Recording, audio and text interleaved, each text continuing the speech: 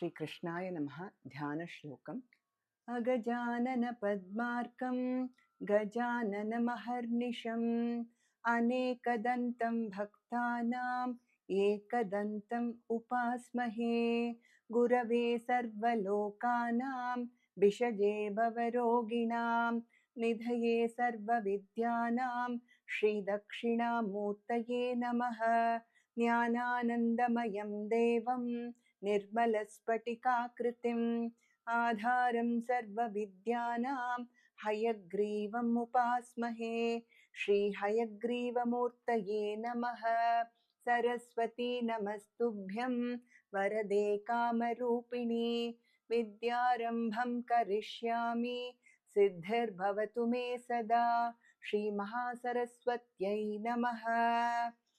सायंकाले वनान्ते कुसुमितसमये सैकते चन्द्रिकायां त्रैलोक्याकर्षणाङ्गं सुरवरगणिका मोहनापाङ्गमूर्तिं सेव्यं शृङ्गारभावैः नवरसभरितैः गोपकन्यासहस्रैः वन्देऽहं रासकेलीरतमतिसुभगं वश्य गोपालकृष्णम्।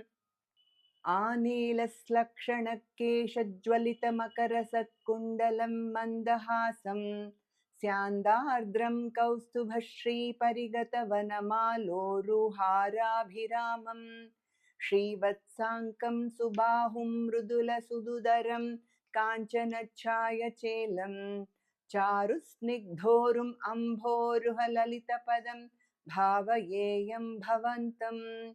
श्रीकृष्ण गोविन्द हरे मुरारे श्रीनाथ नारायण वासुदेव। श्रीकृष्ण गोविन्द हरे मुरारे श्रीनाथ नारायण वासुदेव।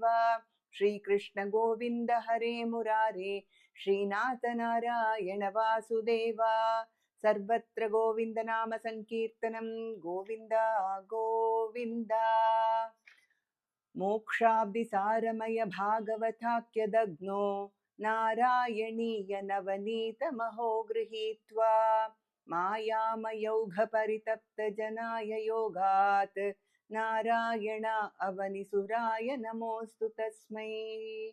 श्रीहरे नमः।